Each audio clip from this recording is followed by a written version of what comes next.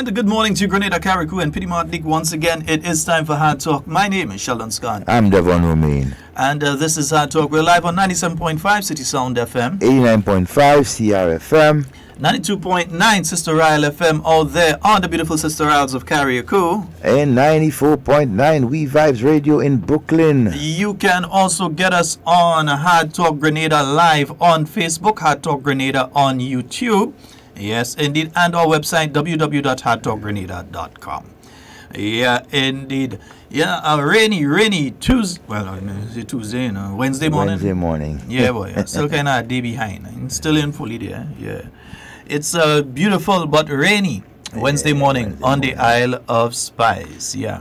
Yeah, lots of rain this morning, man. The early hours of the morning. That's good. And we want to say a special good morning to all of you joining us via the Hard Talk Grenada live stream. Yes, so we say a special good morning to each and every one of you. Hope that you all are having a fabulous morning this morning. Yeah, nice. Yeah, you're running a bit late this morning, man. Yeah, you're running a bit late this morning. Yeah, well, we just take another thing here and then we could try and, make sure everything in order. Yeah. And we want to say a special good morning to all of you joining us.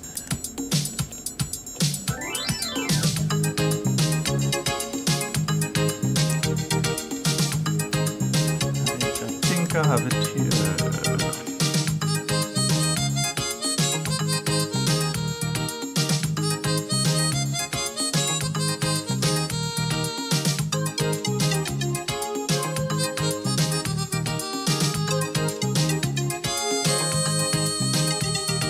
Don't come to mix up childhood days with old tradition.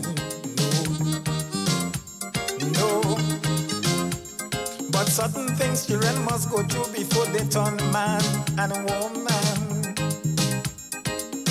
Instead is weapons that in the hands of the little ones. This make me wonder, this make me cry blood. When I remember how we used to play in the moonlight from the place. Children roasting corn and we singing song and we shaking up. Yes, folks, it's coming up this Friday. Yeah, the National Secondary School Sports. It's going to be taking place at the Carriacou James Stadium. That's going to be taking place this Friday. Yeah, so looking forward to seeing you all there. The zonal Carriacou sent message already to say they're coming down and clean up the place. But Western Zone say it ain't passing. So, yeah, Southern Zone feel because it's GBSS and high school and thing they in one. They go in it. Yeah, but the Eastern Zone is a powerhouse, eh? You ain't see Carriacou don't say that, nah? The Eastern Zone, I mean, bro, you ain't see Carriacou. just being a little bit biased. Yeah, I know. So the Eastern Zone? Yeah. Nah, boss, you ain't see Carriacou don't say that. Don't say that. Yeah, I know SAS, GSS, and St. Rose. St. Joseph Convent, Grenville, and so on. Yeah, I know. Yes, but yes. Yeah, so you'll have students from all those schools together running, representing the Eastern Zone. But the Southern Zone, yeah, GBSS, you have high school, you have St. Joseph Convent, St. George, Presentation Brothers College, J.W. Fletcher Memorial, Wester Hall Secondary, Boca Secondary, Westmoreland Secondary. So it's going to be... Happy Secondary? No, Happy Secondary is on the Western Zone. On the Western Zone, okay. Yeah. So you have those schools there. Believe me, it's going to be interesting to see who is going to be the inaugural champs. Yeah. Which zone are going to be the inaugural champs of the National Secondary School Games. And from listening to Senator the Honorable Winston Garraway this morning, you heard that some of the scouts for some of the universities, the colleges out there in the U.S., they're going to be around. They usually come in incommunicado, eh? Yeah, as a certain Hollywood actor see around town yesterday. Yeah. After that Hollywood actor leave the island, I won't say who the Hollywood actor that we saw around town yesterday is. We ain't gonna say who that actor is now. We won't say who that actor is later on. Some of you may have seen him and not even realize it's he or she. Yeah? I cannot tell by tattoos and nose. Yeah. Yes, indeed. Good morning to all of you who have joined us on the live. Yeah, from Hannah, Chris, Denise, Louisa, wherever you are. Good morning to you, and have a wonderful day. And remember to like and share the live. Just a reminder to those of you in St. George Southeast, the Honorable Gregory Boyne, he will not be in office tomorrow. He'll be in office next week, but he'll not be in office tomorrow. You can still go to the constituency office and speak to the staff there in relation to whatever issue it is that you have. But if you desire to see the MP himself, he will not be at the constituency office tomorrow, but he'll be there next week, Thursday, from 8 a.m. All right, next week, Thursday, from 8 a.m. So if you were planning to go and see the Honorable Gregory Boyne tomorrow, he'll not be in office tomorrow, but he will be back in office from Thursday of next week. All right, from 8 a.m. He'll be back in that office. The other office, I think he might be there a little earlier. But he'll be back in that office next week at 8 a.m. So please take note. All right, nice. And also remember the Family Fun Day. St. George Southeast, they have that Family Fun Day coming up on the 20th of April. That's going to be at the Marion Playing Field. So we're going to give you more info. As more info reach, we give you more info in relation to that one. But Family Fun Day, Saturday the 20th of April at the Marion Playing Field. Also, remember the Doc Challenge Trophy cricket competition continues with various matches. I haven't seen the schedule of matches for this week yet. Nor have I seen the scores from last weekend's matches. And I know there were matches over the weekend. So the people who are listening, send it across. Haven't seen that yet. Also coming up, the police recruitment exams. This Saturday. Not this Saturday, next week Saturday. The 13th. The 13th, So it's taking place on Saturday the 13th of April, starting at 9 a.m. And as usual, we tell you, even though they give a starting time, endeavor to be there early. Especially, you want to impress them from the moment you arrive. So try to arrive early. So 9 a.m., that's the start time of the exam. You give yourself enough time to arrive, to relax, you want to reach there and breathing hard. Yes, okay, all right, I'm ready. Give me the paper. Let me start. Oh gosh, we are seeing now. You want to reach like that. You want to arrive, give yourself enough time to calm down, concentrate, relax, and so don't de-scramble your brain from the bus that you had to take and the confusion you end up with the person that's sitting down next to you and keep taking over your part of the seat and all kind of thing, and the confusion you're getting with the bus driver because you don't want to drop you up there and all kind of thing. Give yourself time to detox, de-scramble your brain, relax. So try to be there for the latest 8:30. 8:30 for the latest you should try to arrive. Give yourself a half hour to regulate your blood pressure, your heart rate, everything. Get yourself back to normal. And it's going to be taking place in Grenville, where, Devon? At the SAS. Right. In St. George? In St. George at the GBSS. Right. St. John? At the St. Rose. Modern Secondary, Right. And Carriacou, Petit Martinique? At the Magistrate. Right. At the Magistrate Court. Magistrate's Court. Individuals must be between the ages of 19 to 35 years of age. Women. With specific height. Women between 5 feet 4 inches. And males upwards. Between 5 feet 7 inches. Commissioner, one of these days somebody could bring an anti-discrimination suit against you for that one. Anyhow, this he may laugh at me. because Commissioner. Sometimes you need short people too. Commissioner, I wonder what's your height. But no, sometimes you need short people too. Oh yeah, no, definitely. You have, and there will be exceptions, Sometimes you need an officer who could pass somewhere nobody else could pass. Yeah, nobody else could. I'm making a case for some shorter people. Sometimes you need somebody who could pass a place nobody else could pass. So persons are encouraged to be there at least half an hour, as we were telling you, to start. And I also kindly ask to walk with a snack, light refreshments, pens, and pencils. So walk with your pens, your pencils, a snack, your light refreshment. And so I think I'm going to write the exam too. Snack. Nah, boy. You pass the age. Who tell you? You pass the age. So walk with that snack, light refreshment, pens and pencils. But here's the interesting thing though. The age limit is due to the fact that it's capped at 35. Because at 35, if you spend the full amount of time required, you could still receive your pension. And some people are asking, well, why 35? Because they just take 36 or they at 37 or so, and they're still pretty healthy and active. and they want to sign up. But the thing is, with the retirement age at 60, count from 35, 26 and a quarter, and you realize the person just barely, according to when your birthday is, you're just barely making it, or you might fall short by a few days or a few weeks or something like that. So, but they left it at 35. 34, you're pretty safe if you spend the full amount of time to reach retirement age and gain your benefits. But if you're 36 or 37 and you're going to the force, by the time you spend the required amount of time, you would not be able to qualify for a pension because you'd have to leave at 60, yeah, so you wouldn't spend the amount of time to be able to fall short the 26 and thirds. You're falling short, you're just falling short to get it. What usually happens in situations like that, though, is that you have to make a written request to cabinet to offer a special allowance in your case or something like that, which is not something that you really want to go through.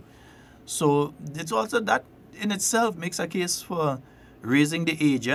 That in itself makes a case for raising the age of the pensionable age. Yeah, that for itself makes a case for raising the pensionable age. But that is how it is there. All right. So folks, remember, you have to be between the ages of 18 to 35, and let me get the heights again. Women between 5 feet 4 inches, and men between 5 feet 7 inches. Yeah, you had to be that and above. You can't be below. You have to be that and above. No below. All right. Nice. Okay. Listen to that comment. Equal rights in heights. PRA had soldiers who were able to walk under a car without ducking. All right, I hear you. Deepo, not because you fall under that category, I mean. Oh man, yeah, we have to. I heard that comment too about the price for the games on Friday. I have to get some clarity in relation to that. Because I think there's a bit of mix-up in relation to that. So we'll attempt to get to the minister or one of the organizers within the next hour. We'll attempt to get to them and get some clarity in relation to that one. We like to offer clarity at Hard Talk. We like to offer clarity in relation to different issues. Nice?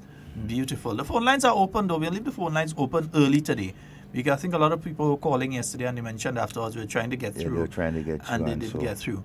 So 440-7377 and 347-329-3101. Yeah.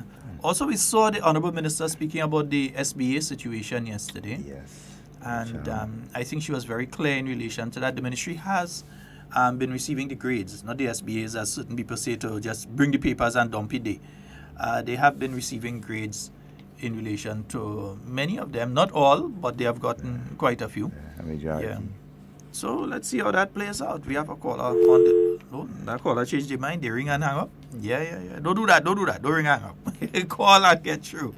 440-7377. 347-329-3101. That's our overseas line. Good morning to Carriacou and PD Martinique. The Sister Isles. Hey, good morning, Sheldon. Good morning, my friend. Sheldon, I want to applaud the principals and the teachers in all schools for not taking heed to the advice from the president and continue to mark the SBs.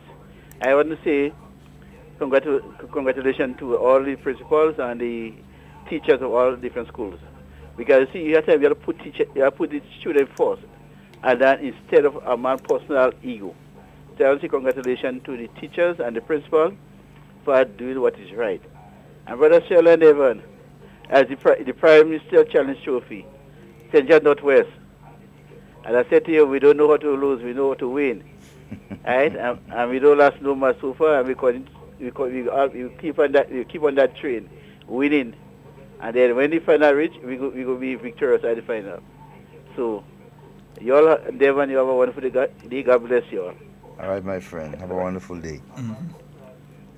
Yeah. So, Devon, there's a series of meetings that are going to be taking place around the island by the National Insurance Board. They're going to be having a series of meetings around the island to discuss various things, not just the issue of the age for retirement. Yeah, age for retirement, but other issues as well. Because there's a lot of misinformation that's going out there about the national insurance scheme and what has happened, what can happen, what is happening right now. You have people out there who believe that, oh, the national insurance gone broke, government take all the money and then they ask for a haircut. And the fact is, government did not get a haircut. No. What government got is a reduction in other words, I owe Devon and I had to pay Devon $100 a month.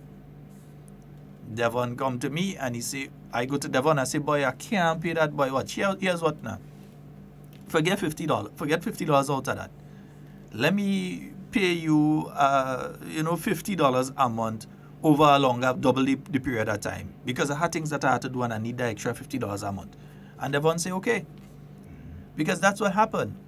Government requested a haircut. What they got instead from the National Insurance Board was that they reduced the payments that government has to make and extended the period of time.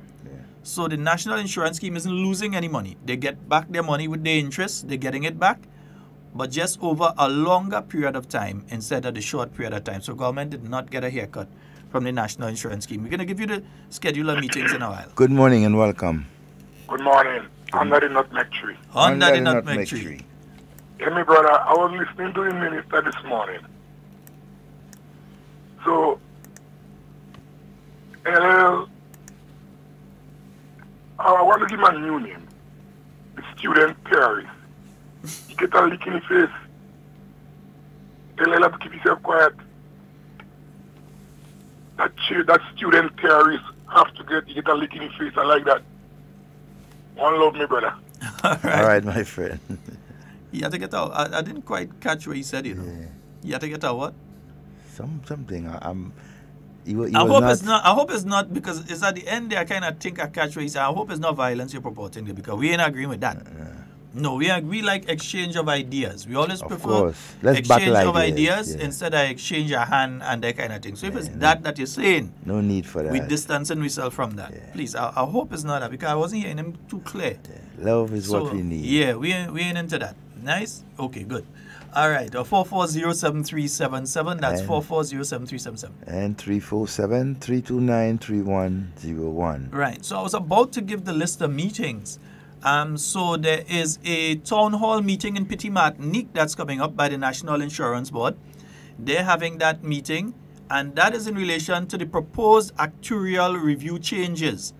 Now, the actuarial review changes, what they're speaking about is recommendations that have been made by the professionals, the technical people who have reviewed the national insurance scheme. They have checked to see how much money the national insurance scheme has on their accounts. They've checked, you don't go into NIS and they have a vault somewhere they full of money. No, that is not how they operate. They have accounts at bank. People actually still feel the treasury and the Carriacou have actual money in it. Money, lots of money too. A lot of people still feel the treasury and the Carriacou actually have cash in it. They don't have no cash there. The only cash there is in the workers' pockets. There's no cash there. Right? Not even a payment for somebody of $40. Yeah. Check. Outside that is when you collect your payments and things. That is another case, right? But it ain't all day with all the country money in all day. Some people feel slow. But anyway, so the NIS, they had a review by the technical people, right? Not necessarily just local, but they have international people that come in and do this review. And they look at how much money the NIS has in their various accounts, how much money they have in debt outside, and the interest rates on those and how the returns are coming in and that kind of thing. They look at the NIS investments. They look at the payments the NIS have been making, sick benefits, etc. that the NIS have been making, death benefits, maternity, paternity benefits, all those sort of things. They look at those. They also look at how much money the NIS is paying in relation to pensions on a monthly basis, on a yearly basis. They look at over a 5-year period and so. Benefits and all these. They look at that. Yeah. They also look at the amount of money that's coming into the NIS from the workforce here in Grenada. So they look at the amount of money that's coming in from various sectors, whether it's people who are self-employed or people who are employed with the public sector and people employed with the private sector. So they look at that, and then they come up with various recommendations. They look to see if the present formula is working, or if it needs adjusting. And if it needs adjusting, they say to you how that needs to be adjusted. So it's important for you to go and hear a bit of what the actuarial report says, the science behind it, and give your recommendations as to whether you believe that what they are proposing can work or can't work. One of the things they are proposing, and it's not new, they proposed this about 2 actuarial reports back or 3, is that the age of retirement in Grenada needs to change. They've said that. Grenada, I think, now remains the only one in the region with 60, at 60. Everybody else is up to 62, 63, 64, right, yeah. 65, and so on. Right?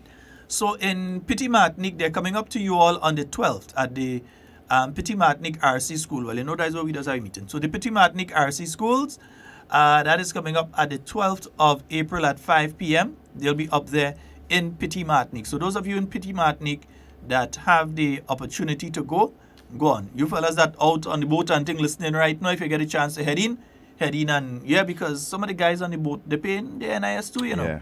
They're paying their NIS. They're looking at that as a pension plan, so they're paying into their NIS. Town hall meeting in Carriacou at the Mermaid Hotel, that'll be on the 11th, the day before. So that'll be at the Mermaid Hotel in Carriacou. They'll have a town hall meeting, the NIS, going out there, because you contribute too.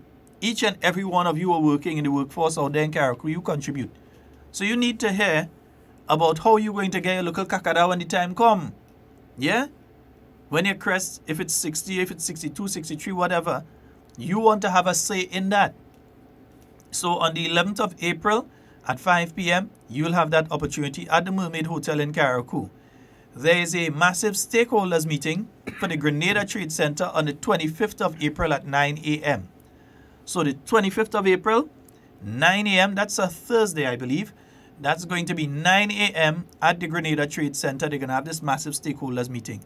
So all individuals who usually call this program and call all the other programs and have all the information in the world in relation to how we could best fix the thing or improve the thing or things to look out for that could make the thing fail, you have the opportunity and you have ample notice. Yeah, you have nearly 21 days notice. So that's a stakeholders meeting at the Trade Center on the 25th of April from 9 a.m. So ask for your time off now. For St. John, they'll be coming your way on the 30th of April at the St. John's Anglican School for 5 p.m. St. Patrick's Anglican School in Sauters on the 7th of May from 5 p.m. and Town Hall for St. Andrew de Luxe Cinema Grenville on the 14th of May at 5 p.m. St. David, you're down on the 21st of May, so we're going to remind you of that at the Wester Hall. Secondary St. Mark, Bonnet Government School on the 28th of May.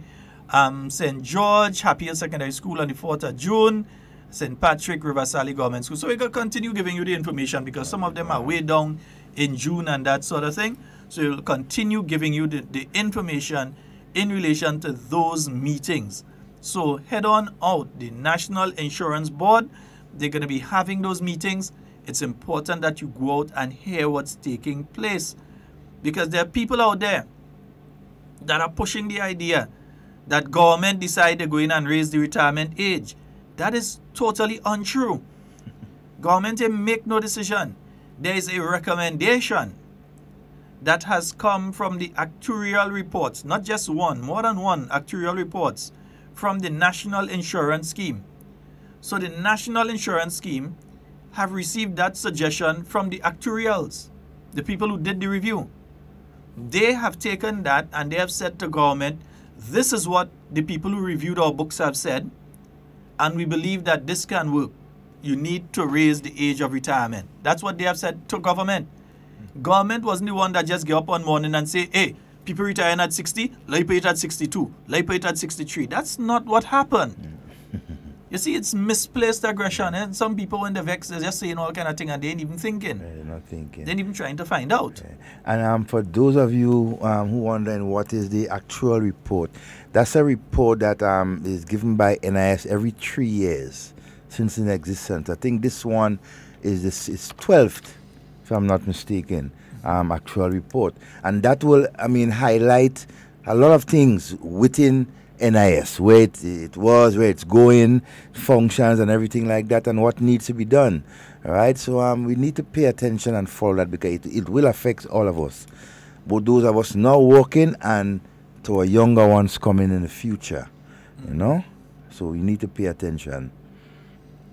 Yeah, so, and I think they said between the 8th to the 11th actuarial reports have all stated that you need to reform certain aspects of how you can't just, it's 2019, yeah, and the speed we're going just now, you're going to be saying it's 2020. Yep. And we cannot continue operating in the same old way that we operated in 1984 or 1983 in 2020. You cannot continue to operate in the same way. Some things will definitely have to change. Definitely. Must change. Definitely have to change. Yeah. So the actuarial reports. Age does not remain stagnant. It moves. Yeah, it's now, folks, it's now 2 minutes after 11. Remember the phone numbers 440-7377. And 347-329-3101. Yeah. And let me see who did the last actuarial report. Let me see, BBL World Actuaries, an actuarial firm based in Quebec, Canada. All right. Yeah. Yeah, I think that is the last one. The one before this one. That was done. Yeah. So that's what took place there. So the 11th, which one you said this one is? The 12th or the 11th? It's the 12th, I think, yeah. Seen 11. Well, maybe the 12th. Yeah. Because this information, I have very old information. Because every 3 years, so if you work it out, you'll see the... Yeah, and well, let me see, what's the retirement age? So, in Antigua and Barbuda, as of this year, the current retirement age is 62. All right? Okay. And their current contribution rate is 13%. In Dominica, wow. The current retirement age is 64. 64 years. And the current contribution rate is 12.75. In Barbados, the current retirement age is 67. And the current contribution rate is 23.85%. 23? Yeah. From 2006 to 2018, the retirement age was raised from 60 to 67. So they started the process in 2006 and incrementally raised the age up to 67. Right? In Dominica, the intention is that next year, the retirement age will be 64.5 and in 2021, 65. Yeah? And so they have rate increases as well of 0.25% each year up to 2031. So they increase in the rate. That's interesting in terms of the rate of payments, what you pay to NIS and so your contributions. Right, I think ours is around what, 9%? Somewhere around there. Yeah, and check the comparison. We're much lower than any of these. In St. Kitts and Nevis, the retirement age is 62, and the current contribution rate is 11%. St. Lucia, the current retirement age is 65, and their contribution rate is 10%. St. Vincent and the Grenadines, the retirement age is 62 as of this year, and their contribution rate is 10%. Okay. So we still have a lower contribution rate than any of those, from what I know. Yeah. And in Antigua, the retirement age, they intend to, because they're 62 right now, and they're heading up to 65. So they want to, by 2021, the retirement age there will be 63, 2023, 64, 2025, 65, right? And their contribution rates, they intend to increase up to 16%. So they're looking at 2020, 13.5, 2021, 14, 2022, 14.5, 2023, 15, 2024, 15.5, and 2025, 16%. We have a caller online. Good morning and welcome. Morning, sorry about that. Morning. Listen, as far as you're on this NIS thing, I just want to ask one quick question, or rather two. All employers, whether you have a domestic servant or you're a school or so, and they're supposed to be deducting NIS from your employees and paying it into the NIS? Yes, and it is actually a criminal act not to do so. Say that again, I didn't hear that last. As far as I know, it's a criminal act not to do so. Good.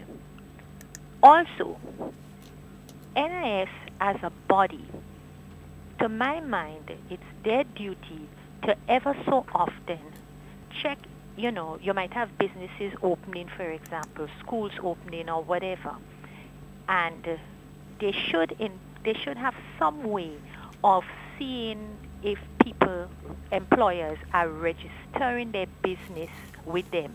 So of course, we're talking about the employer-employer relationship. And to make sure that people are deducting employees' NIS and also paying it into the fund.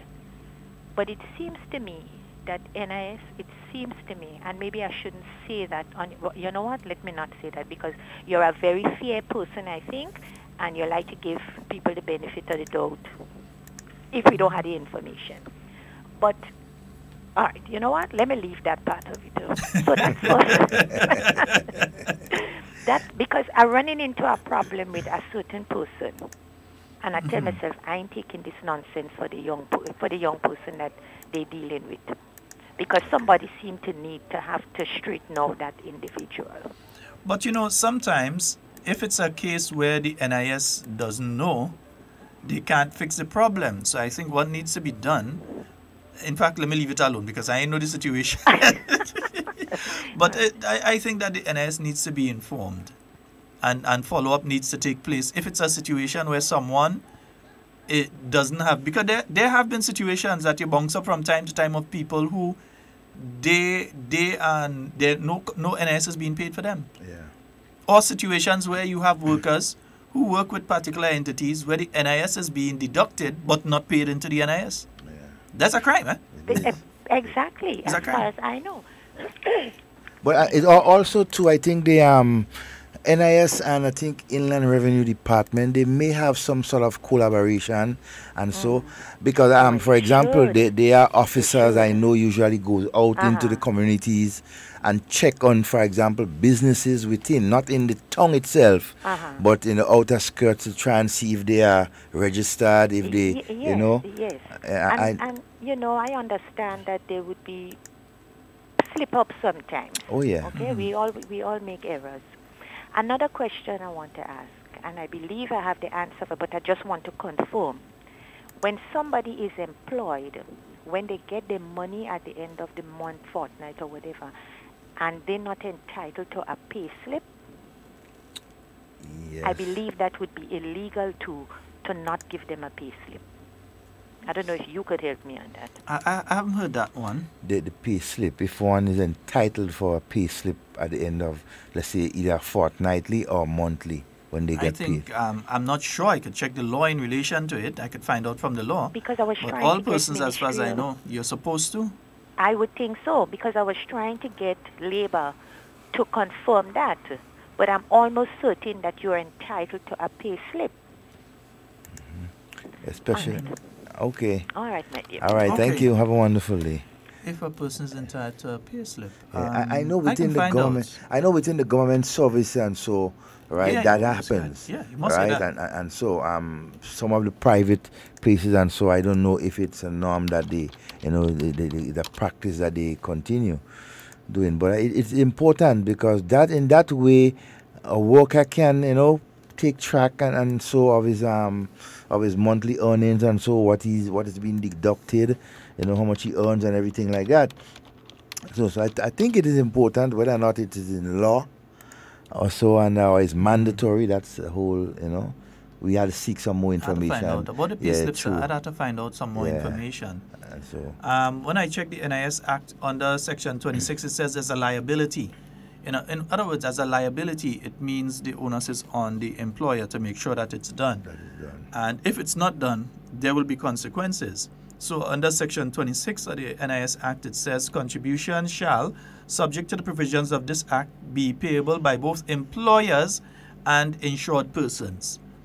Every employer shall make deductions from the wages of every insured person employed by him or her for the relevant contribution period, and shall also make a contribution in respect of such wages in such manner as may be specified by regulations made under this Act.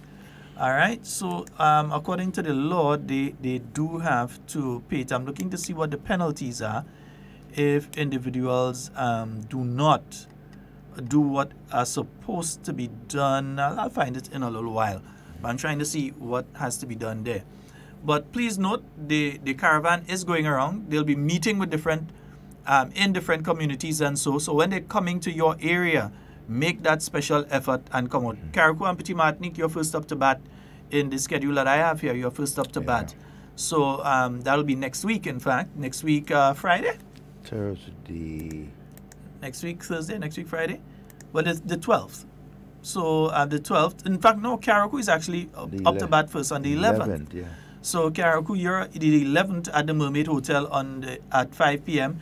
and Petit Martinique RC School in Petit Martinique on the 12th. Yeah. So they're coming your way. Have your say in relation to it, because definitely. I've seen one trade unionist saying that he welcomes that because he believes that there are a lot of people who are still very active, capable, and able to work after they've taken the age of 60.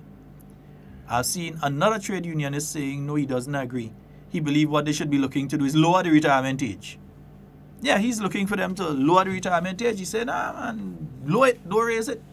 Lower it? That... He's saying it's a negative to raise it. He's saying it should be lowered. What is the rationale for saying that? I mean, I don't know. It's not an economic one, definitely, because what you would be doing there is that you'd be taking out of the workforce people who are capable of working and producing and contributing back to the economy, contributing back to the same NIS, and making them become a burden on the NIS. So you'd have more and more people qualifying earlier, and I don't understand the economics behind that one. I have to have a chat with that individual on that one, serious, because I want to understand where their mind is on it. I don't grasp where their mind. Maybe they might be able to convince me that yeah, that's the right way to go, but I just don't see it on an economic level and other levels. I just don't see it. Yeah, it's complicated. We have Hello. Good morning and welcome. Good morning. Morning. Yes, sir. Mr. Devon, good morning. Good morning, sir. Yes, sir. Yeah, what I want to say now, the lady was talking about employees. When you work, you get in a pay slip. Yeah. But where I work in there, I will get my pay slip. I know everything. No, she's not saying that you are not getting. She's wondering if it is a legal requirement that a worker receives one. Okay.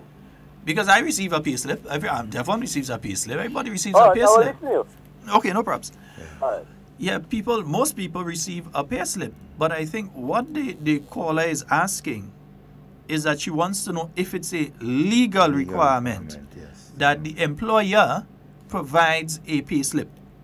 So I'll have to do some investigating. Yeah, investigating and inquiring. So I'll have to investigate by reading and inquiring by asking one or two persons who will know if it is within the law, because we might think it might be convention. It might be something that we all do. Yes, but is it enshrined in law that it has to be done? And that is where we get misled and confused. Some people get misled. Yeah, what is a practice and what is legal? Is in law. Yeah, so we might be doing it. Yeah. Is it in law? Yeah. Is it the right thing to do? Yeah, so I'll check that, because we may think so, but I would like to know the part of the law that says so. Good morning and welcome. Good morning. This is HARDTALK. Yes, my friend. You're live. You're live. Hello? Yes, sir, you're live. Yes, sir. I was listening to your program this morning concerning the employees and paying the NIS. But I know for a fact there are certain construction companies right now who taking money from their workers to pay NIS, and they don't pay the NIS. I know that for a fact. A lot of construction owners right now in Grenada. And we had a conversation speaking Saturday about the same NIS thing, and one guy told us that he worked 2 years with a certain construction company, and he only paid for 2 years, for two fortnights.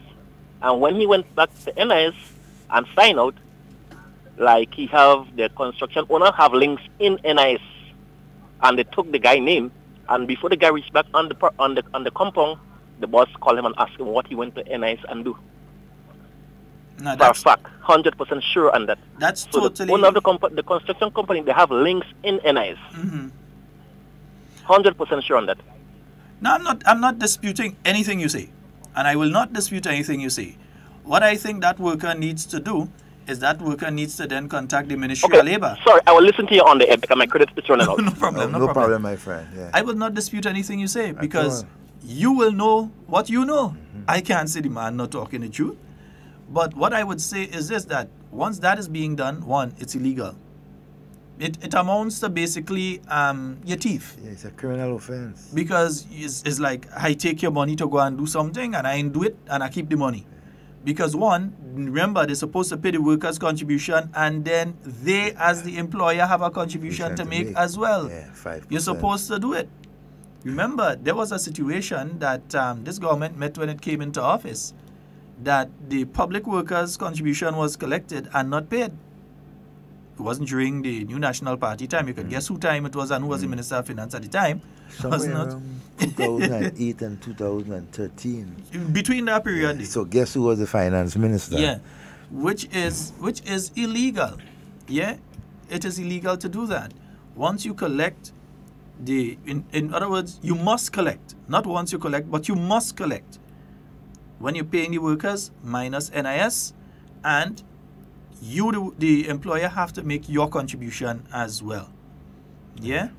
Instances like that, that you know of, report it to the National Insurance Scheme. You have to report it to the National Insurance Scheme, and that sort of thing happens as before you reach back on your job, there's a phone call, and that kind of thing. Then whoever is doing that in the National Insurance Scheme needs to go. I make no apologies for that. I don't care. You can't be doing inside there and trying to work against the National Insurance Scheme, because that's what you're doing. You're encouraging an individual to continue proceeding with an illegal act. And if what the caller is saying is true and that person is employed at the National Insurance Scheme, they need to be immediately fired. But what is even more... Fire them. More important. No thing with that. Fire them. Send them home. And what is more important and more serious, Sheldon, is who it will affect. Now, the person, the employee, whose contribution has been taken out from his salary and not paid to NIS, what happens to him is coverage. God forbid that he got injured and everything like that. Remember, you have a specific amount of contributory weeks you have to make to qualify for pension. Exactly. So you might be quite at the age of 60 and you're looking to go and collect your pension, then to only find out at that point in time, you work with this person for 4 years and they never paid in your contributions. No contributions, yeah. One thing I always make sure ever since I start working, that's why I know people in the NSD, I used to check and make sure that my contributions were being paid. Yeah. In fact, I have my document home to show all my contributions that have been paid over the years. I make sure I keep on touch of that. Oh, boy, yeah, and that is another thing again with the you hearing that comes up is persons who are, for example, retired, past the age of let's say 60, and so, but then they are being employed by somebody, a private person or so, right? Whether or not they can deduct NIS from that particular person's salary. I am not sure. I have to check the law on that. Yes, I have to check the law because on that. there has been questions coming up with that. If a person has crossed the age of 60, if they're still supposed to be paid into the NIS? Into the NIS. I don't think so. If you pass the retirement age, that you're supposed to, but I can double check and make sure. It's a question that somebody posed to me, and I couldn't give them a direct answer. It's a problem now, partially alleviated if the retirement age is raised, because then the people you understand. So, they're not retired. Yeah. But then what happens if they reach 65 and then they still decide they want to work and they go and work somewhere and they're paying NIS? We'll look at it. Yeah, we look at it. One or two questions that is very important. If there's somebody I could have just walk outside and ask him, but he might be busy right now. Yeah, so. We have a call on the line. Good morning and welcome. Good morning. Hello? Yes, good morning. Hi. Morning, Gabby. Good morning, Mr. Scott Devon. Morning, Cami. Good morning. How you all doing there? Yeah, we good. Yeah, well, I'm here. Me and Rex. And then, Rex. just want to say good morning to Patty. Well, as usual, Patty and Matthew, I love you all guys.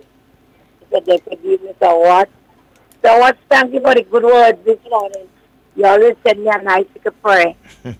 Good morning. Zingo, everybody.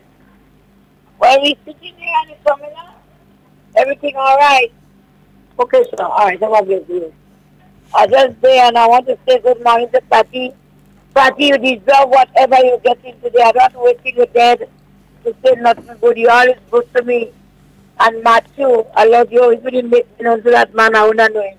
Anyhow, good morning. And Sheldon and Devon. Yes, All right. madam. And when I listen, I always listen to you. Oh, when I got Mr. Frame. I said, Frame. Yes. Cousin. Yeah, no. And he always listen to y'all. So I want to say good morning to Mr. Frame and his wife. They live in Belmont. Wonderful. Okay? All right. So, y'all have a good day. We sitting here, me and them guys from Grenada. Rex, say good morning. Anyhow, All right, today. I will keep the working with me today. All right. Have a good day, everybody. I don't have too much to say this morning. All right. All I right. want to send up my love to everybody. Have a good day. All right. Bye-bye.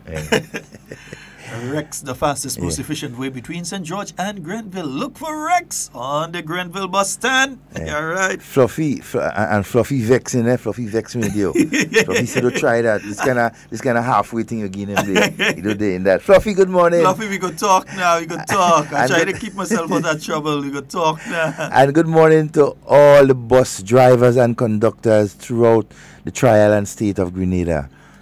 All right, and so hope you having a wonderful day. And Fluffy say, run with it. Yeah, run with it. And he will run with it. Eh? See Fluffy trim down size and thing. Fluffy was about 80 pounds, you know.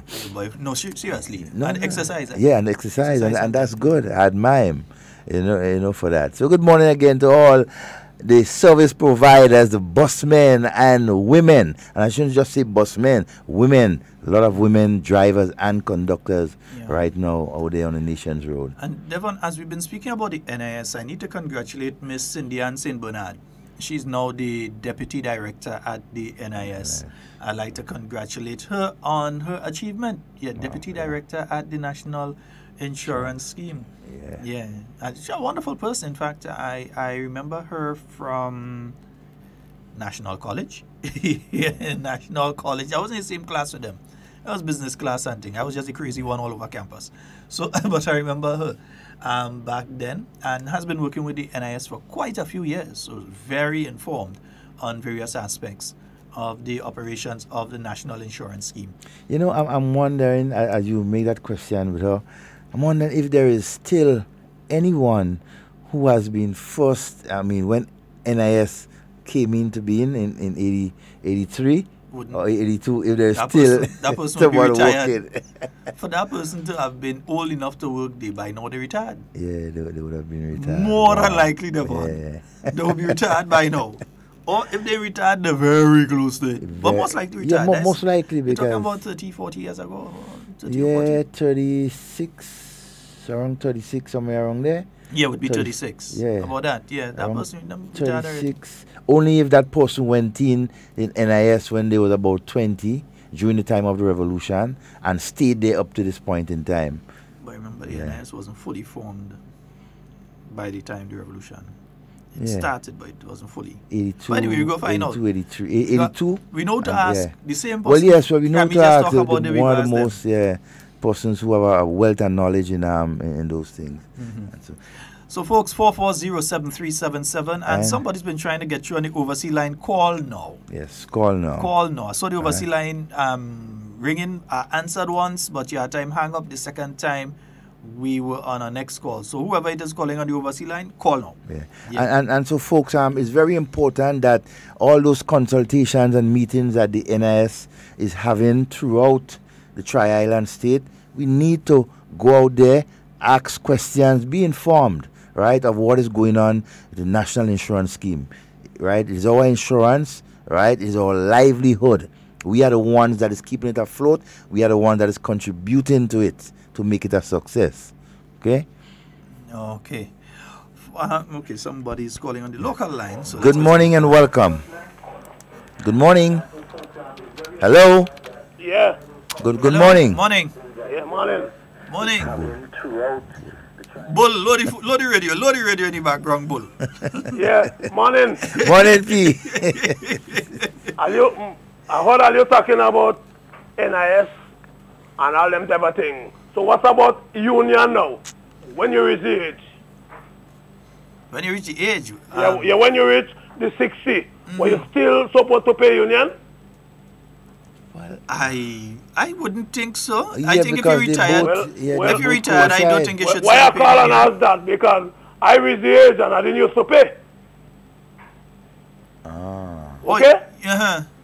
So that's why I'm calling you now, let you find out. It's an interesting question, but I don't think once you retired, the union, I don't think you have to pay any union dues anymore after that. But and NIS. It's a good question, though. It's something to find out on. Yeah, that's why I call to find out if when you reach 60 and you're still working, if you're supposed to pay union. Yes.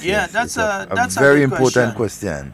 And we will seek for the information and let you know. Right, so let me listen over there with all your ideas. All right, my friend. All right, take care. Take care. I think that should be treated the same way as NIS. But let's confirm. Yeah, we will need to confirm. It's most likely it will be based on the whole because question the of union retirement. might be looking at it as they representing a worker, irrespective of age. Yeah. So in some instances, they may say, okay, well, even though once you continue to work, they have to continue representing you, and therefore you have to continue to pay for that representation. Yes, there may be a clause. It could be a case as that. Yeah. In another instance, they may decide that once you've reached the age of retirement, then you no longer have to pay any dues into the union or so. Even if you went on to work after the age of retirement.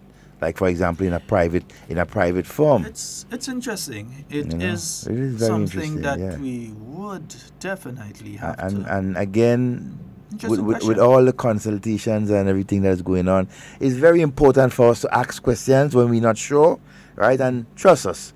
If you ask us and we can't give you that information right now, we will find it and give it to you. I can't give a direct response. And if we can't, we will not attempt to guess and say, boy, no. It might be based on labor law. Exactly. It might be based on the internal agreement within a union, as in TAU might have their own specific thing for that.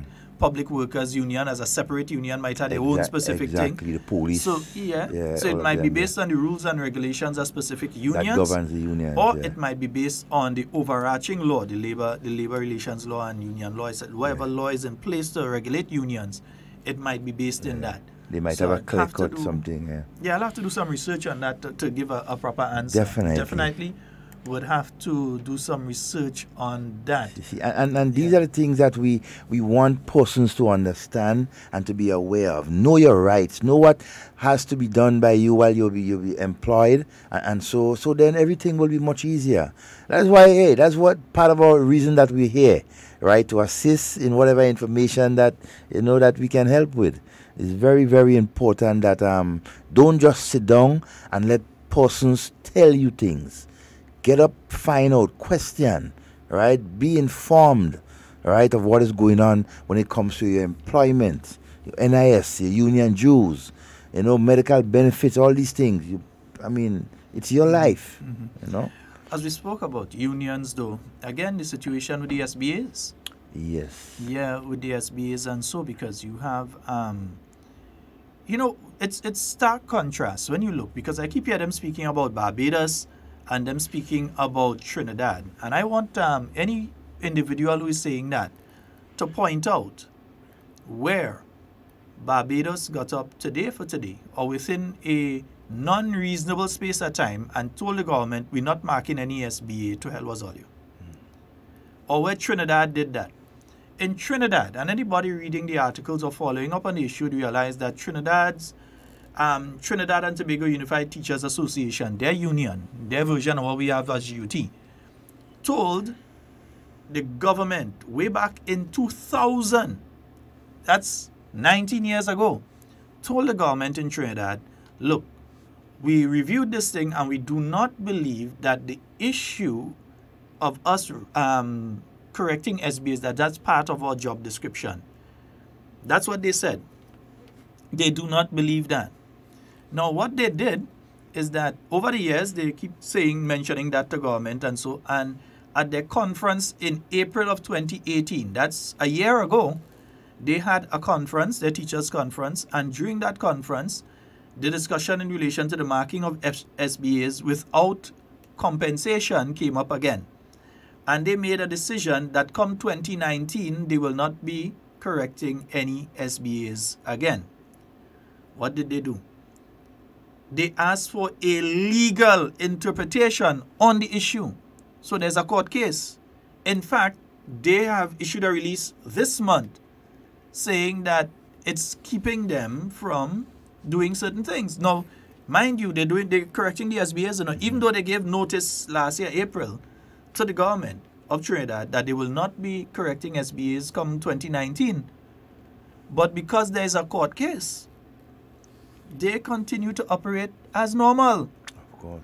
They continue to operate as normal. So no school child in Trinidad will be going through what some expect, some intend, and some want school children here in Grenada to go through, where they may receive a failing grade in CXC because the SBAs are not corrected. Who do you think the school child is going to be vexed with the government? There's no way you can pin the actions of the union. And notice what I'm saying here, because some people are misunderstanding and misinterpreting this thing. Don't misplace your well, not aggression, but don't misplace your blame. Don't blame the teachers. Blame the leadership. Blame the leadership. It's the leadership who's asking them and telling them to take these actions. Yep. Yeah, it's not the teachers saying a teacher just jump up and say, me right, me correct no SBA. Their leadership sent a notice to them and tell them, take these actions. Do that.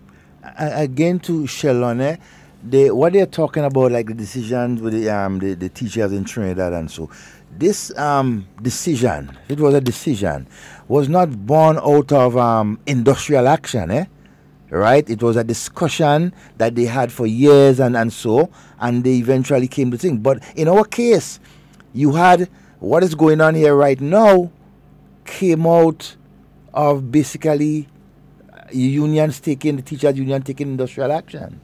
Now, the union and the teachers have said, the union has said on behalf of the teachers that the action is due to the withdrawal of wages, the withholding of wages as they call it, for December.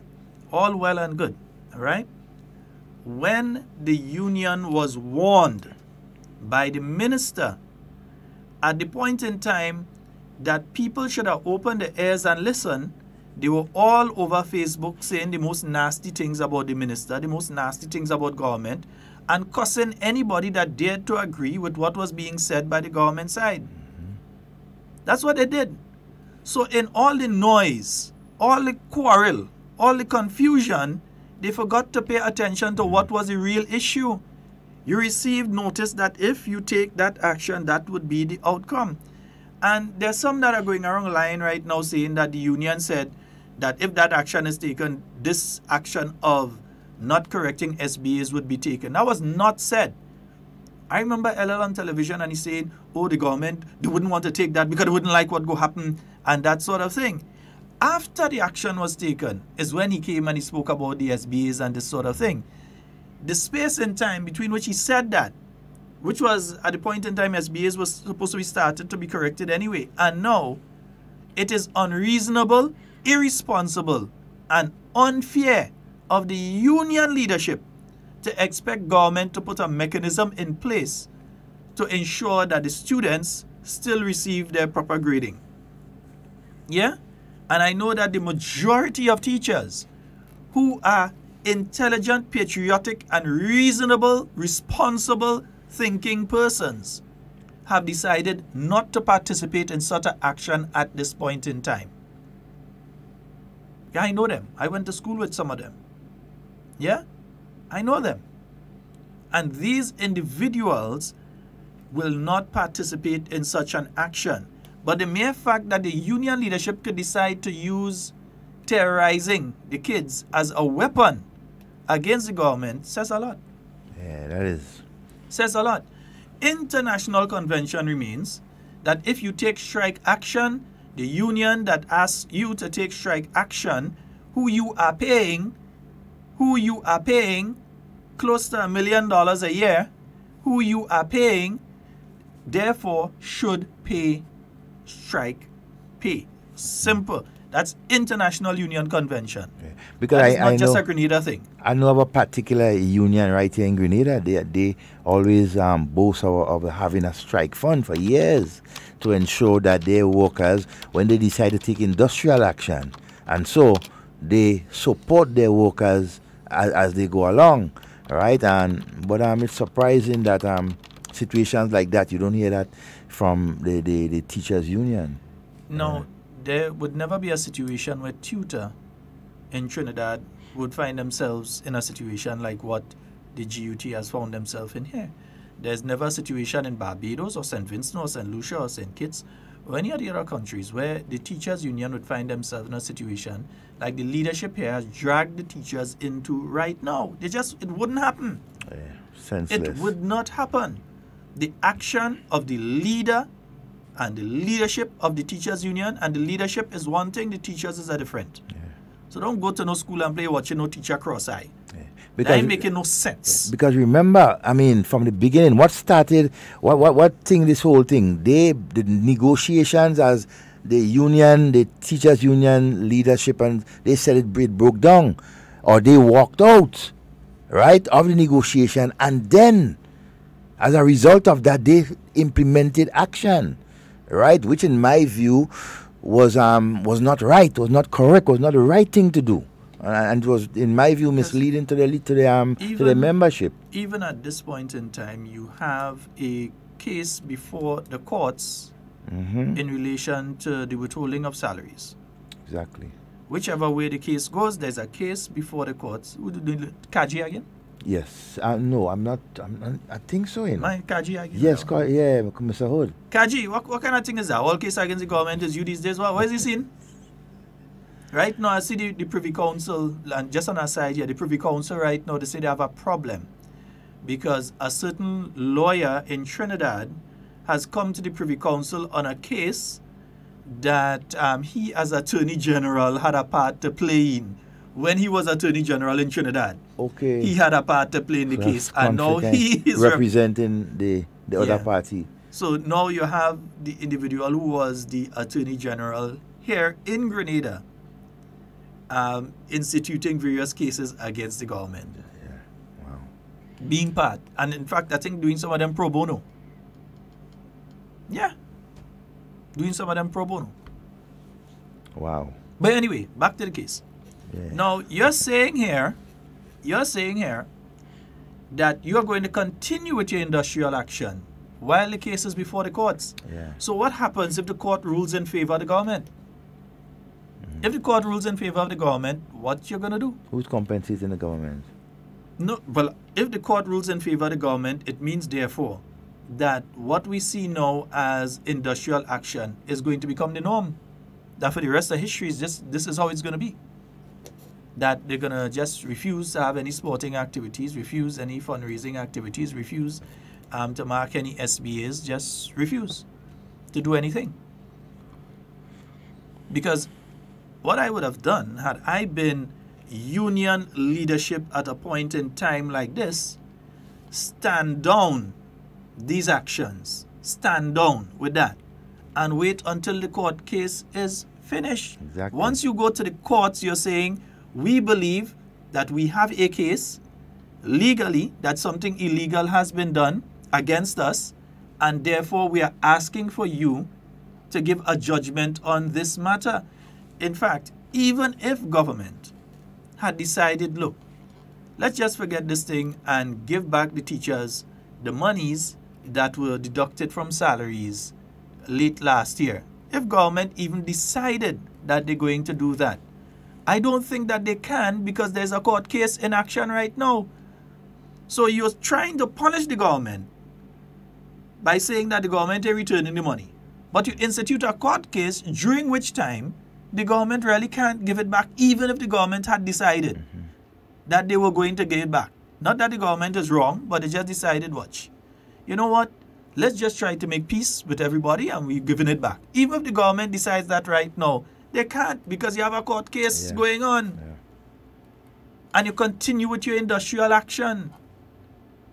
Let's say good morning to Kish Kish. It's a long time we ain't talked to Kish Kish, you know. Kish Kish, morning! We hope that you're having a wonderful morning this morning, my dear. All right? And good morning to all our senior citizens, our silver-headed persons, right, in this country. Good morning to all of you, the wisdom of our nation. How Kaji end up in that in truth? Well, he's Kaji talk about the state of the courts. So you attack the state of the courts in Grenada. But as Attorney General, and Attorney General sits in cabinet, and cabinet creates committees, and as far as I know, Kaji was given the responsibility to address the court system. And he was Attorney General for almost, 4 years? Yeah, but what I mean is that you are given the responsibility to address the court system. You don't address the court system because obviously you still had the problems. And then you come back and attack the government that you were part of as the Attorney General talking about the court system. That makes sense? And which was your responsibility to take care of, eh? Yeah. Wow. But watch, NDC will go through in truth, you know. Yeah, General Counsel, here was the feature speaker. No. Terry, you know. Who Terry? Terry Forrester. You know he ain't good, man. I'm telling you. No. I feel you lying on that, man. Forrester. Nah, man. Nah, Sheldon, man. Nah, man. Watch it.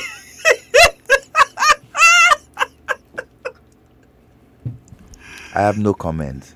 Boy, listen, maybe they're fine because among the also runs, Terry probably getting most votes. And he still didn't crown 100. They asked Terry to be the feature speaker. I don't know what Terry went and tell them.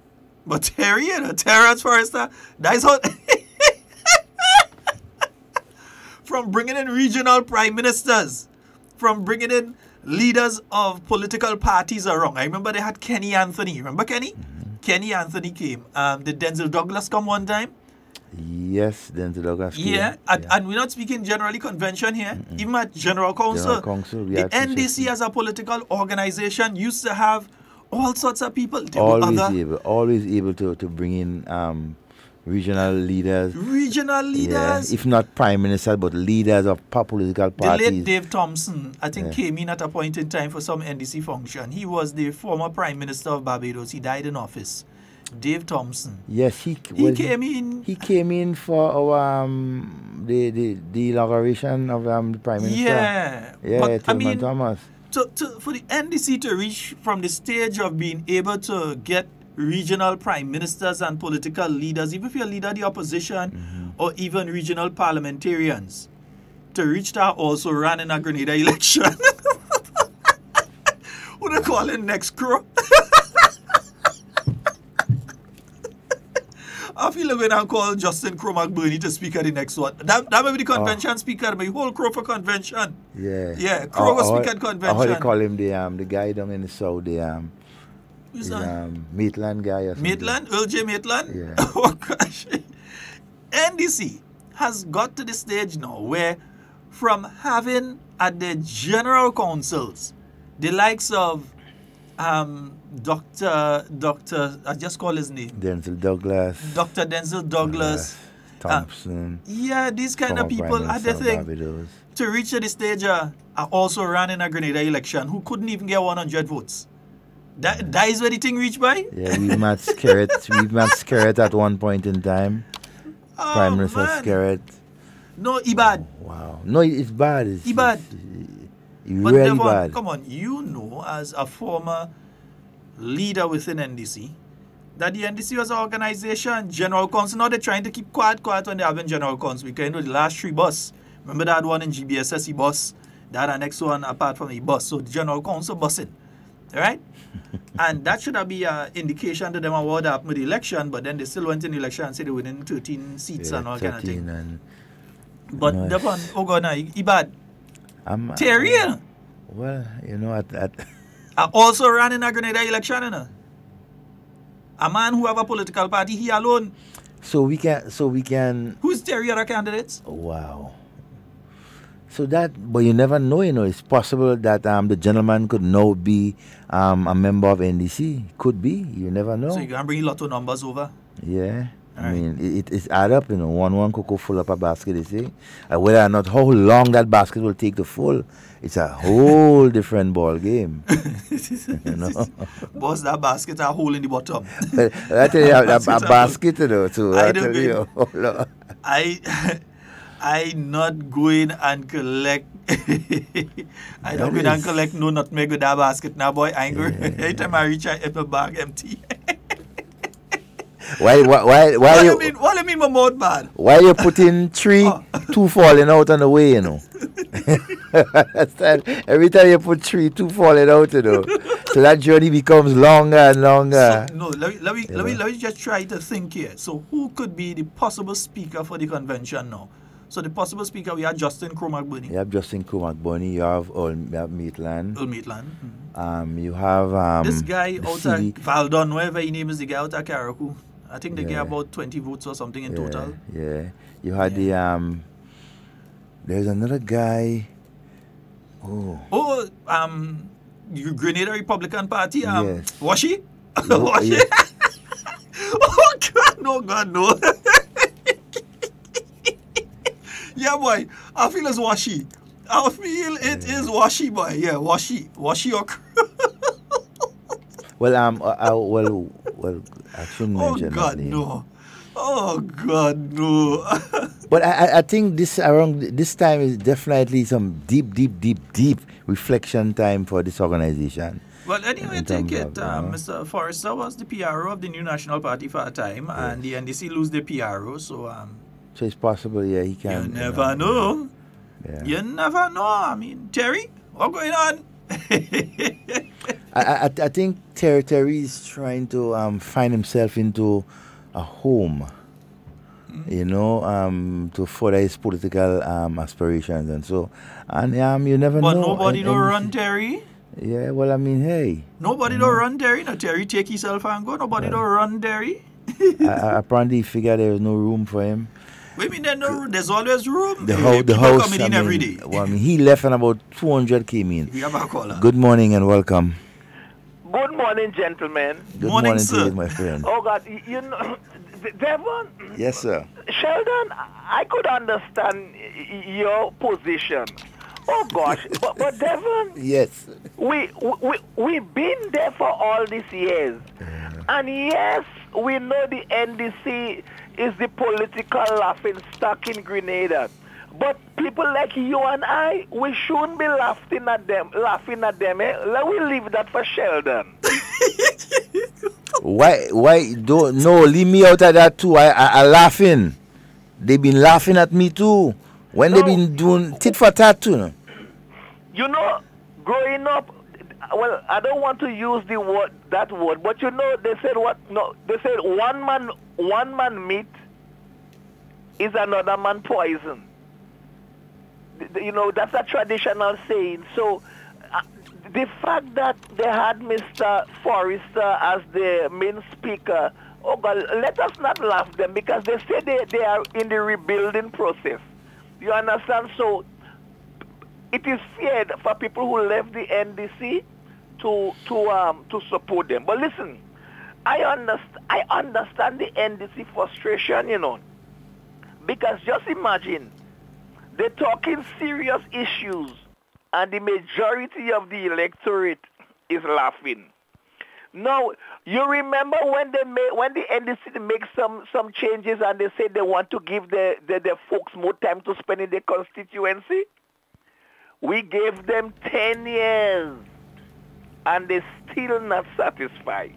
Now, listen to this. The NDC lost the last general election without winning a seat. In the last 10 years, the NDC had 3 different leaders. Since the last election, the leader, the chairman, the public relations officer, and now the 2 senators have resigned. No, let's correct it. The 2 senators have not resigned. Oh, yeah, okay, all right. Did they? That is the good thing about hard talk. We do not throw dirt against the wall and hopefully it sticks by and spreading false information. And that's the differences with Hard Talk. Now listen, every time the NDC have the mic, they keep saying the same thing. The party is broke. Now, the question I'm asking you, Devon and Mr. Scott, are we witnessing the disintegration of the NDC? And are we witnessing the plan to make Mr. Andal the leader and Claudette the deputy? I don't know. I'm just asking, and in the convention, we will see if the information that we have is factual. Because we want to see if they elect Mr. Andal as the leader and Claudette as the deputy. And what if that materializes? What it means is that our internal sources are factual. Now, my last quick point here. And I want people to listen to this, yeah? In the process of building a one-party state, there are people in key position in government that must be moved. And when the time comes to move them, money should not be the problem. Because the process does not call for later. It calls for now. I don't have a problem with the different ruling of the courts. Remember that, establish our courts. Because at the end of the day, the completion of these structures will quadruple in dollars the cost we spend now, in contrast to what it would have cost us then and what it costs us now in terms of the structure. So all I'm saying is that in the process of building the kind of Grenada we want, the kind of political structures and the kind of mechanism we intend to put in place, there are certain people in key position in government that must be removed by the, listen, I'm being blunt here, by the hook and by the crook. And money is not the problem, because 5 years from now, when that state is officially established, the $5, $6, $7, $8, $9 million we would have spent to move people and put the proper structures in place would quadruple in cost. Gentlemen, to all my brothers and sisters in the Northwest constituency, stay put, keep the faith, help is on its way. Gentlemen, have a pleasant day. Have a wonderful day, my friend. Yeah, thank you so very much, caller. Yeah, no, the senators have resigned. We heard that, I think Ron said that Senator Ron, he said he can't handle the role of assistant public relation officer, and he has stepped down. When certain journalists write and say that the man stepped down, they start to attack the journalist. The fact is the man is no longer in the role, so he has stepped down from the role. But even Randall made a comment when it comes to same Senator Ron too. If I was Randall, though, the gone since last year. But still, I mean, you hold on for a while. Yeah, barely. Yeah, barely. You gave him that. Yeah, barely. Yeah, barely. You hold on for a while. Hold on for a real while. Terry in a bus. Yeah. Well, I am sure it's Washi that go in and be at the convention. Washi been around for a while. So they go have Washi at the next one. If it's not Washi, it's Crow. But one or the other one, that will be the feature speaker. Because, you know, it's kind of telling too. It says that throughout the Caribbean, the National Democratic Congress, and it's actually a sad thing, has lost face. That people see the National Democratic Congress now as a joke. They don't take that organization seriously. Yeah, that politically, other countries, come on, you get a total annihilation 2 times in a row. Yeah? And all because they hold the leadership, you know. They don't have the leadership that the Grenadian people expect them. I mean, not saying that they would win anything in the near future. I mean, distant future anyways, but we know what they're coming with. We know that the attempt now is to go and harass the Governor General. Because we know that they're going to write the Governor General and request the removal of the 2 youth senators, and that Mr. Andal and Claudette Joseph are the 2 individuals they want to place there. So you're taking out two 20-something year old and you're putting into 50-something year old. Wow. Yeah. No room for the youths. Well, that's what NDC, we know that they NDC intend to style. do. But NDC outside of that, we know that they want to say that their political leader is in parliament and the deputy political leader is in parliament. Yes. So they want to go that direction. So we know, even when the question was posed to Mr. Andal yesterday, he ducked it. He pulled on as him buck. He take himself out totally from the discussion, say that all people only talking about propaganda, blah, blah, blah, blah. And then he jumped back onto the General Council. I would have loved to be a fly on the wall to hear what Terry had to tell them. Wow. Yeah. Seriously. But I'd have loved to hear what Terry had to tell them. Eventually, tell the NDC. We might get some clippings. But as the same NDC used to be cussing Terry. Yes. Every time he go onto a radio or television program, it's the same people and them used to call him all kind of names, saying the nastiest thing about him and all kind of thing. And we ain't saying in situations like that you can't join with people, but you see the hypocrisy of the organization. Because there used to be some bitter battles between certain people who are in the New National Party now and who used to be in the NDC. When we embrace them, the same NDC start to cuss the people and call them traitor and all kind of thing. And this and that. Have you heard us use that word in reference to Mr. Forrester? Never. None of we ain't use that and none of we ain't go use that. If he go, he go. Yeah, that's his right, you know. If he that's go, all our right to do what we figure is best for us. But that is what they reach to.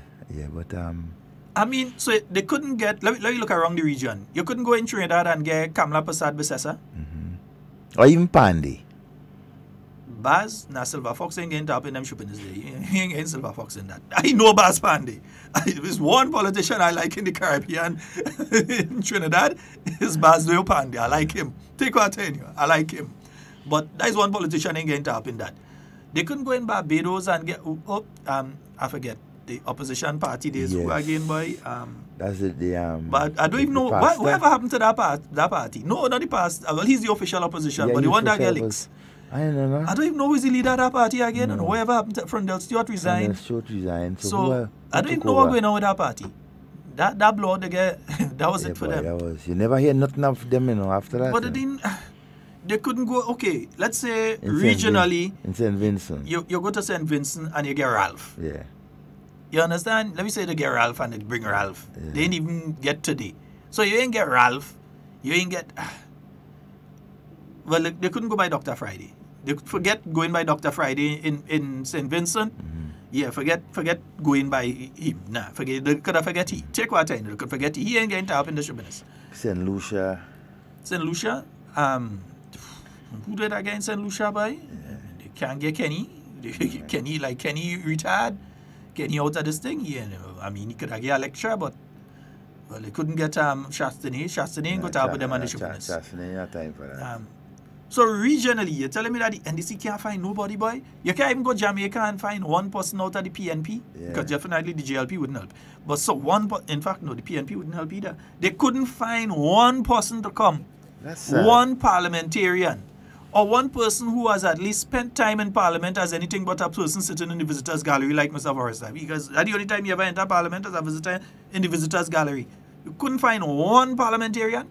Okay, let's forget regionally. Locally, you can't find one? What about former NDC parliamentarians? They couldn't go by Ingrid, no. What about former Prime Minister Tillman Thomas? Uncle Tilly busy seeing after his sheep hunting, he had time for them? Yeah. What about even Finsley St. Louis? Finsley said he ain't giving any help to people that don't want help. Okay. Don't sign up himself there. Wow. So you tell me that bad that they can't even find, and they've made their way so bad, they couldn't call on a Carl Hood. They couldn't call on a Glennis Roberts. Yeah. They couldn't call on a Michael Church. Or even Joe Gilbert. They can't even call on the immediate past members who were members of the NDC because they kicked them out. And they say the worst things about them. Yeah. Imagine, remember we had the audio, we go play it sometime tomorrow or so of Miss Ingrid Rush.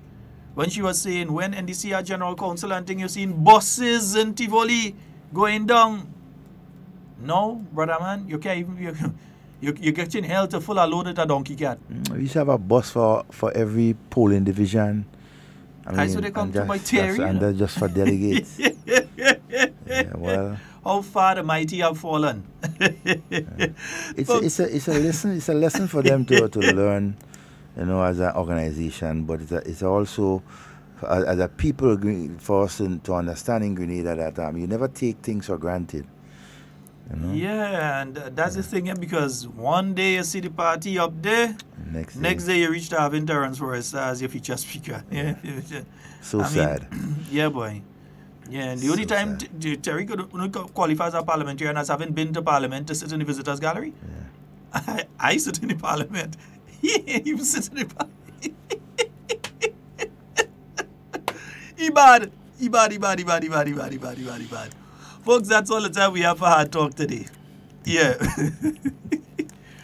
Between Kaji and Terry, I don't know which one more comical. Anyway, folks, that's all the time we have for Hard Talk today. It's been wonderful being here with you. And whatever you say and do it safe and secure. I want to be speaking to and with you. And not about you. Love each and every one of you. We are out of here. The games have evolved. The National Secondary School Games, Friday, 5th April. We will witness intense athletic competition, fierce but friendly rivalry, and a unique display of sportsmanship. All the secondary schools across the Tri-Island will compete for the championship. The National Secondary School Games, Kirani James Athletic Stadium. Our nation's children still have a dream. The opportunity will shape their destiny. The National Secondary School Games, Friday, 5th April. Your future, your game. Grenada on Saturday, April.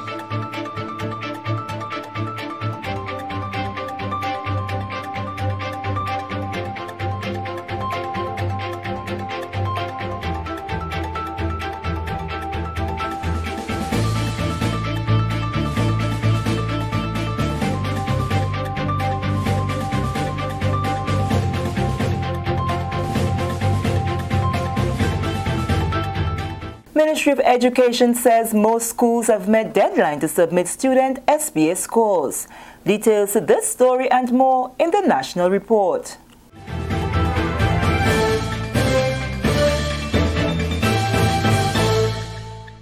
Welcome back. With the details to the news for Tuesday, April 2nd, I am Sharian Noel. The Ministry of Education is reporting that the majority of schools have complied with the deadline for the submission of student scores for school-based assessments SBA. Minister of Education Honorable Emmeline Pear on Tuesday confirmed that 19 of the country's 22 secondary schools have entered the SBA scores. This news should come as welcome relief for some who have expressed concern in the wake of a call from the president of the Grenada Union of Teachers for SBAs to be delivered to the Ministry of Education without being graded. At the end of Friday, there were 17 schools of the 22 secondary schools entering their schools online. At the end of Monday, we had a total of 19 out of 22 schools, and that was yesterday. I would anticipate that today we should have 22 out of 22. There has been some technical glitches experienced on the online system. Not from our end, of course, it's a regional system, and we have brought those to the attention of CXC. In addition to that, we have had calls from all the schools who schools that missed the deadline, asking for an additional 1 or 2 days extension. Minister Pear says the grading of the SBA should not create any additional burden for teachers. SBAs, she says, are intended to assess and support student learning in the final 2 years of secondary school. If administered as intended, SBAs can also serve as class grades. SBAs for us is viewed as what it is, a school-based assessment. And this assessment is not a final exam, as we can refer to Paper 1 and Paper 2 in the CISEC exam. SBAs are intended to be a continuous assessment of students, starting in Form 4. The intention is that throughout the process, teachers get to work with students to improve on their skills throughout the process, And at the end of the day, those scores over the period can be used for classroom assessment and for results that we obtain at the classroom level, at the school level. The final scores contribute to the students' performance at the end of CSEC exams, which is critical.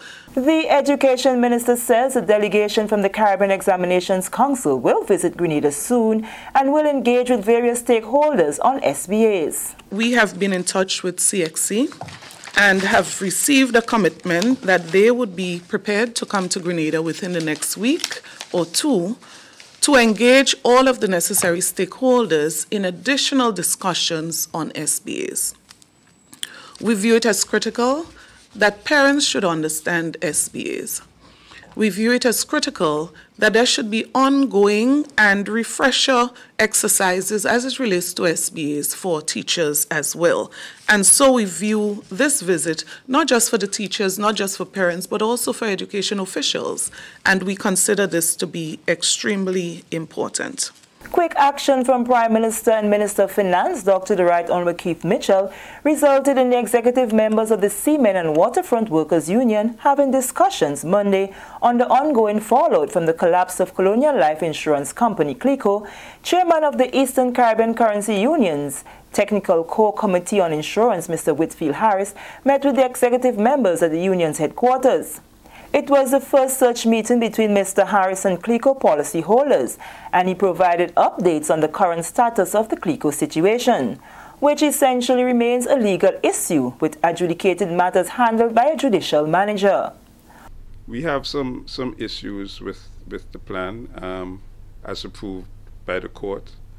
One of them being a major one, being that the court, in our opinion, erroneously described the individual entities in the respective jurisdictions as subsidiaries and not branches. Now that is critical because if we are treated, and that is precisely what we are, then there is no reason why Barbados policyholders ought to be treated any differently than we. It should be a homogeneous treatment, similar, consistent treatment across the board. Although Mr. Harris did not have news of an imminent resolution of the matter, he spoke of ongoing attempts which have so far failed to bring about reimbursement for victims in Grenada and elsewhere in the Eastern Caribbean. The ECCU committee chair says a plan approved by the court in Barbados 4 years ago is being challenged by the ECCU as it gives a parent preference to policyholders in Barbados, with payout to those persons expected in Phase 1 and those in other countries in Phase 2. Making a brief appearance at the meeting, Dr. Mitchell said it is painful to hear of the grief the CLICO debacle has caused many persons. Though the Prime Minister himself is a victim of the CLICO fallout, he said it is nothing compared to the loss experienced by others. The Seamen and Waterfront Workers Union started its pension plan with CLICO as far back as 1962, with members that they employ sharing contributions to the plan. Over the years, some members would have accumulated several $100,000 in benefits, but today, many of them are left unable to take care of their basic needs. The overriding concern was that they are going to lose their money. That is the overriding concern. Beneath that, and underpinning all of that, is what is being done to help them be optimistic, to help them think that there's a light at the end of the tunnel. So I explained to them what the Technical Core Committee was doing, and whilst they felt some reassurance there, they thought that their cause needed to have a higher profile, and I undertook in my next report to the Monetary Council to indicate that. Dr. Mitchell has promised to initiate a conversation with his Barbadian counterpart on the CLICO issue, and he remains hopeful for a change in attitude on the matter. It is estimated that about 30,000 persons across Grenada and other Eastern Caribbean countries are victims of the CLICO debacle. Figures at this point are several years old indicate CLICO assets are not sufficient to honor its liabilities. The disparity between assets and liabilities continues to be exacerbated with each passing day as the judicial manager assigned to the case is remunerated from these same assets. This is the National Report. We will be back after this break. After 4 weeks of preliminary qualifiers, after 4 zonal meets, it all comes down to this one incredible day of exciting track and field action. It's the National Secondary School Games Grand Finals. The Eastern, Western, Northern, and Southern zones will face off. Carriacou James Athletic Stadium, Friday, April 5th from 10 a.m. Excitement, tension, drama. The athletes will throw further, jump higher, and run faster. And inspirational halftime performances from Dash, Vaughn, and Mr. Killer. Witness poetry in motion, the fluidity of form and class. National Secondary School Games, the championship. Come feel the rhythm of the games. Welcome back. Uniform sponsorship has been secured for the athletes who will take to the field and tracks in the final of the inaugural National Secondary School Games at the Carriacou James Athletic Stadium on Friday, April 5th. That's according to Minister of Education, Emmeline Pear. Friday's games will feature athletes with the 2 best times from each race from the zonal meets at the Carriacou James Athletic Stadium, Cuthbert Peters Park Wharf, Progress Park, and Hillsborough Playing Field. They will compete for the inaugural championship trophy. The uniforms came into Grenada last Thursday, and Digicel has funded the uniform. And not only that, it's actually in printing now. So the zones will have their colors, and the zones will be represented in full uniform. Minister Pierce says logistics are in place, and she used the opportunity to commend Mr. Jerry Alexis, Curriculum Officer for Sports in the Ministry of Education. Mr. Curlin Peters, Assistant Coordinator for Sports, volunteers, and everyone who contributed to the success of the games to this stage. Transportation, as usual, will be provided to all athletes, coaches, physical education teachers without a cost on that day. The rest of the school population, students, etc., will pay for their transportation as is normal in an intercall meet. So the schools will coordinate transportation. The students pay in advance or on the day, and they will be transported. There will be sufficient accommodation for them to be transported to the National Stadium. Of course, we know traditionally most students go straight to the National Stadium for intercall.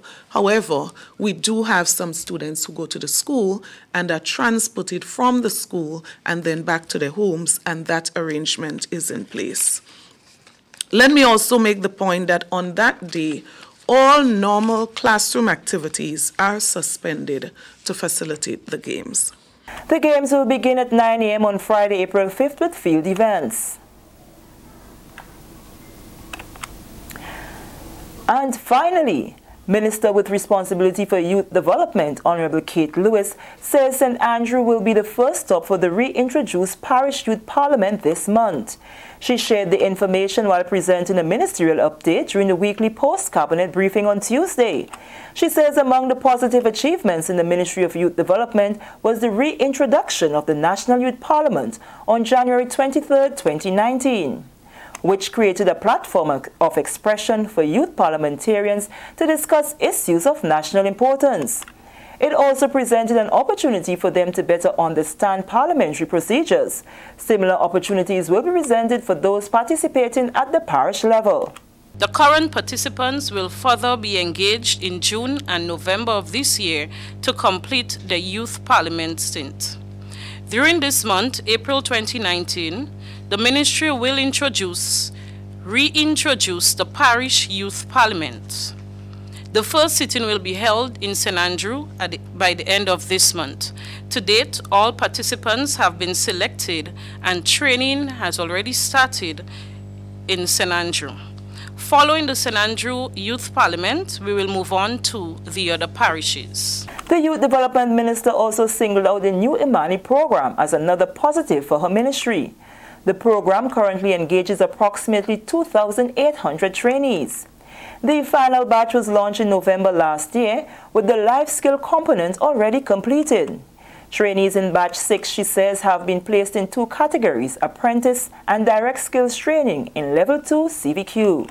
We have over 300 persons engaged in training in various areas, including business administration, welding, hospitality and villas, call contact operations, housekeeping, commercial food preparation, computer engineering, and construction. The Imani program, she says, also has a scholarship component. To date, we have approximately 100 of our trainees in the scholarship aspect of the program. In May and July of this year, respectively, some of our trainees will be graduating with bachelor's degree from St. George's University and associate degrees from T.A. Marisho Community College.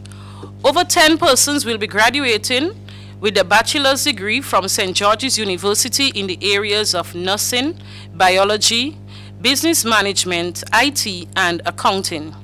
We will have over 15 persons graduating from TAMCC in areas of pharmacy, social work, business studies, culinary arts, and building technology. This is a very important component of the Imani program as it allows trainees to pursue higher education. And with this, we come to the end of the National Report for Tuesday, April 2nd, 2019. Recapping the top story. Ministry of Education says most schools have met the deadline to submit student SBA scores. I am Sharia Noel. Thank you for viewing.